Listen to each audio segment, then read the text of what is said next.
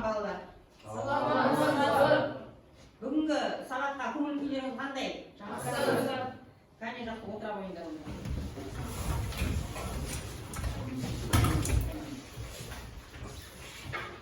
Үйге берілген тапсырма балдар. Үй тапсырмасын қайталап жіберейік. Жақсы ұстамақ түрлендіру қозғалыс және оның түрлері. Астықта түрлендіру қозғалыс және оның түрлері. Қане кім айтады? Қозғалыс дегеніміз не? Қане Абзан? Өтеген қашықтықта сақталатын түрлендіруді қозғалыс деп атайды. Қозғалыс елдерінде жақсы отыра қой. Қозғалыстың қандай түрлері бар? Қане кім айтады? Әсем? Қозғалыстың кесінді өзіне тең кесіндіге бейнеленеді. Және де үшбұрыш өзіне тең үшбұрышқа бейнеленеді. Және қозғалыстар өзіне тең бұрышқа бейнеленеді. Жақсы. Қандай қозғалыстың тағы қасиеттерін білеміз? Осьтік симметрия қозғалыс болып табыла ма? Иә. Қозғалыс болып табылады. Параллель көшіру. Ол да қозғалыс болып табылады. Бұру. Бұру да қозғалыс болып табылады. Бүгін көтеретін тақырыптарымыз гоматетия және оның қасиеттері, оқу мақсаты, гоматетияның анықтамасын білу және соны қолданып есептер шығару. Гоматетикалық фигуралар үшін периметр мен аудан формулалары өзгермейді. Гоматетия анықталу үшін гоматетия центрі мен коэффициенті берілу керек. Суреттегі F фигурасынан F1 фигурасын алуға болады. Мұндағы гоматетия центрі оның коэффициенті 2-ге тең.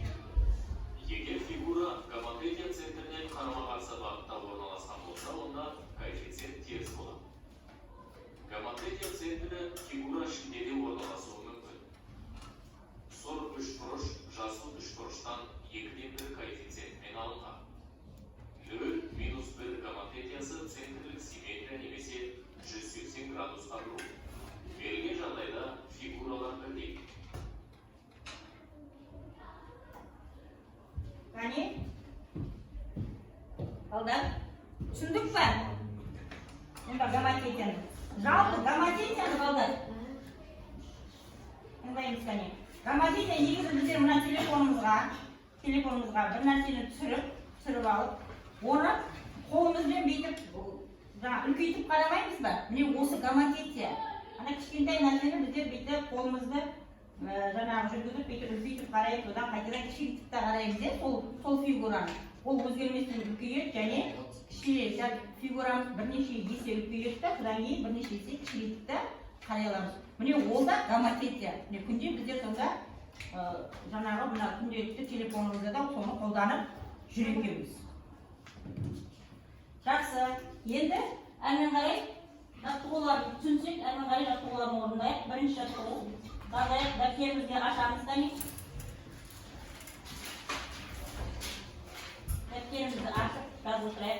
Бірінші жаттығуды орындайық, қане барлығымызда сыранға қарайық. Аштрих нүктесі А нүктесінің центрі болатын. А нүктесінің центрі S болатын. А нүктесінің центрі S болатын. Және ұқсастық коэффициенті К неге тең болатын арада қараңыздар. Болатын гоматетика түрленуден кейінгі проекциясы. Мына сурет қараңыздар. S гоматетия центрі дейді.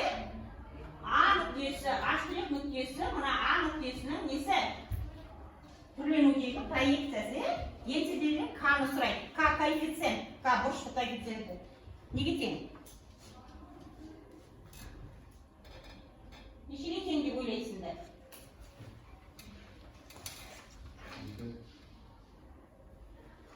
Я, Мансур? Нешеге тең? 2-ге тең. Қане көрейік. Келесі жұмысты қарап көрейік. Мынада неше тең деп ойлайсыздар? Мына қараңыздар. Д' екеуі тең, проекциялары тең. Онда коэффициент неге тең болады? Мынада. Коэффициент неге тең болады? 1-ге. Тексеріп білейікші, қараңыздар. Мынаға жаздай кеттік, міне қараңыздар. Мынау 1 болғаны дұрыс екен, бір-бірімен естеп тұр. Биттесіп тұр. Екінші жаттығуды қарап көрейік балдар. Қане барлығымызда екінші жаттығуды қараймыз.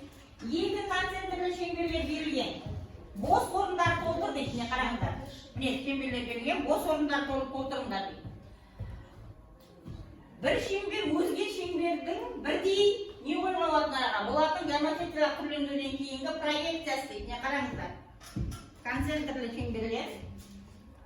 Мына бос орынға қандай сөз лайықты?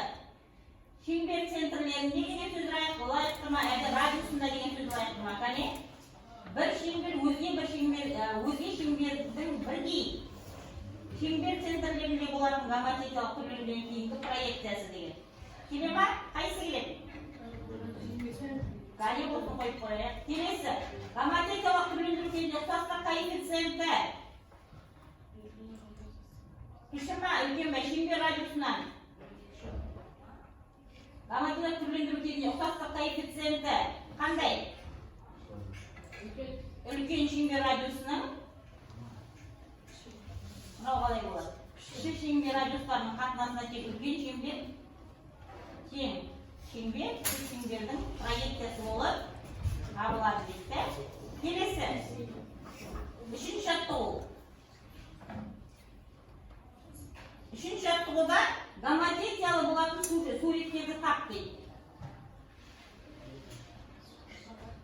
Дұрыс сан жағы үшінші. Және суреттер көрсетіледі. Міне қараңыздар.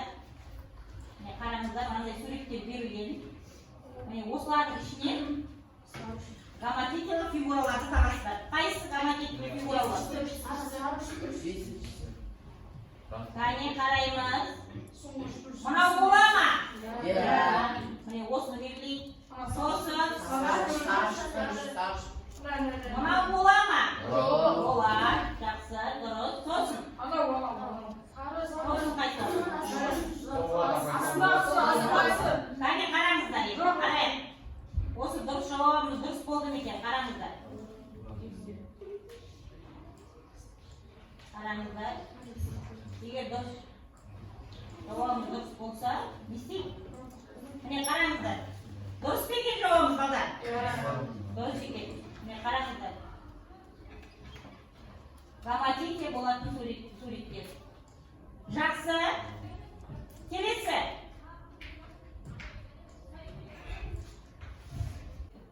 Балалар, оқушылар, 166 есеп шығарайық. Қараңыздар, кітаптағы 166 есеп шығарайық. Бұнда не берілген? Қабырғалары 7, 6, 5 см болатын 3 бұрыш берілген. Берілген 3 бұрышқа геометрия центрі, оның медианаларының қиылысу нүктесі және геометрия коэффициенті А жағдайында 2-ден 3, Ә жағдайында -0,5 болатын геометриялы 3 бұрыш салындар дейді. Яғни барлығымызда салайық. Берілген 3 бұрышпен салынған 3 бұрыштың сәйкес бұрыштарын салыстырамыз сосын. Яғни барлығымызда салайық. Тақтаға. Яғни кім шығады? Я, Мансур шыға ғой тақтаға. Бірінші А жағдайына шыға ғой. Қазір шығасын, қазір Мансур шыға қалмасын.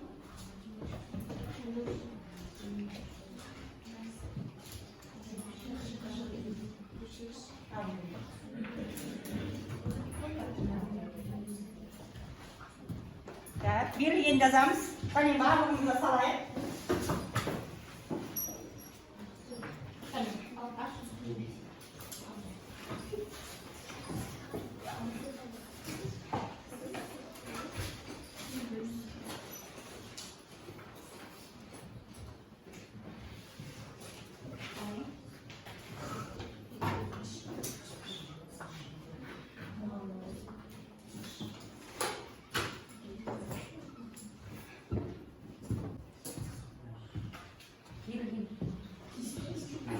Не берілген? Әрбір қабырғалар берілген, я жазып қоямыз.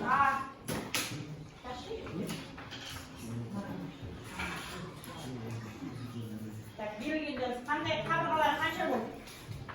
Қай қабырға?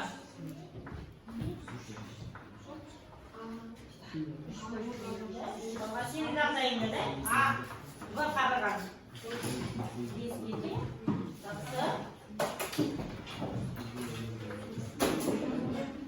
Жеткенде кәртіп шығырамыз. Қайсы саламыз.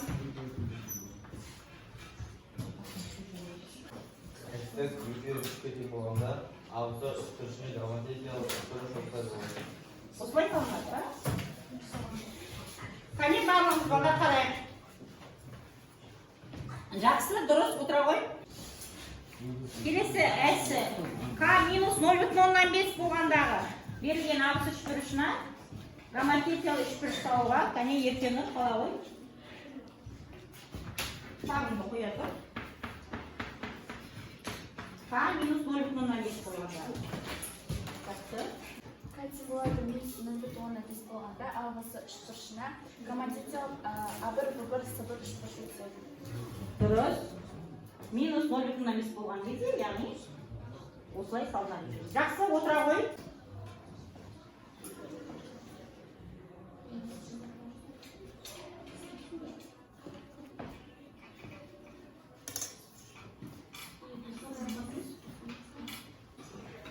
Жақсы, келесі балдар 167-ші есеп шығарайық, кәне, қараңыздар. 167-ші есеп. Кәне, кім шығады бұған? Нұрсая шыға ғой. Тіктөртбұрыштың қабырғалары берілген. Кәне саламыз, барлығымыз тіктөртбұрыштың қабырғалары берілген. 2 және 3-ге тең. Коэффициент 2-ге тең болады. Осы тіктөртбұрышқа ұқсас тіктөртбұрыш салайық.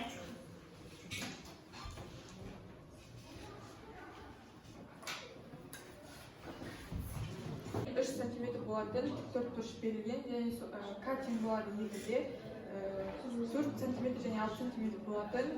Осы үшбұрышқа гомотетиялы тіктөртбұрышты салдым. Және солардың аудандарының қатынасы көрсеткен болады. Жақсы, дұрыс. Енді оқушылар, сабағымызды қорытындылайық. Мына тест тапсырмаларына жауап берейікші, кәне. Абы кесіндісін қамтитын зудың бойында жатпайтын онық кесінде центр және коэффициенті 3-ге тең гомотетия көмегімен абы кесіндісі H', V' кесіндісіне түрленеді. H', V' кесіндісі тең болады 3 абыға. Және ол не болады? Кәне, кім айтады? Ақжан? Берілген кесіндіге параллель болады. Берілген кесіндіге параллель болады. Дұрыс қоя балдар? Тексерілейік. Дұрыс, жақсы. Келесі сұраққа қарайық. Центрі, диагоналдар, қиын нүктесінде және коэффициенті 0,5-ге тең гомотетия кезінде ағысы ромбы түрленеді. Сонда оның барлық қабырғалардың ұзындықтары 2 есеге кем болып шығады. Не ол? Қандай фигура болып шығады? Ромбы болады. Дұрыс айтасың, Мирелла. Ромбы болады екен. Әне тексерілейік. Дұрыс екен. Келесі, 3-ші сұрақ. Алсызы тіктөртбұрыш коэффициенті 2-ге тең болатын, минус 2-ге тең болатын гомотетияның көмегімен H', V', S', D' тіктөртбұрышына түрленеді. H', V', S', D' тіктөртбұрышының қабырғалары алсыз тіктөртбұрышының қабырғаларына қарағанда қалай өзгеретінін тапты. Сабина? 2 есе өседі. Тексерілейік. Дұрыс, жақсы. Келесі 4-ші сұрақ. Ас үшбұрышы А1, В1, С1 үшбұрышына 3-ге тең коэффициентпен гомотетиялы дейді. Үшбұрыш H', V', S' үшбұрышындағы бұрыш А бұрышы ас үшбұрышына сәйкес бұрыш H' бұрышына қарағанда қалай өзгеретінін тап дейді. Өзгермей қалмайды. Дұрыс айтасың дейді, өзгермейді екен. Кәне тексерілейік. Дұрыс екен. Жақсы, бүгінгі сабақпен алған білімдеріңіз балдар өте жақсы болды. Сабақ ұнады ма? Жақсы, онда сабақ аяқталды.